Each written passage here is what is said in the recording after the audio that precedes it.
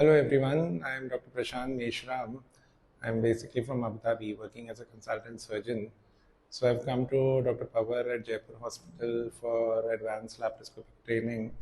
I'd come here a year ago and I was very impressed with the basic laparoscopic training that I had undergone for gallbladders and appendix.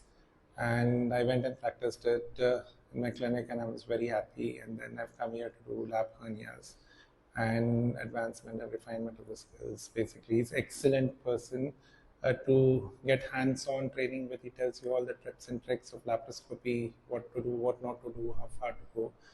Amazing mentor, and I would definitely recommend Dr. Power and Jaipur Hospital for basic as well as advanced laparoscopy training. In fact, not only laparoscopy, we did a lot of minimally invasive proctology like MIPH and also laser proctology. So yeah, if you're looking for laparoscopy and minimal invasive proctology, you can come to Jaipur Hospital to Dr. Pawan. Thank you.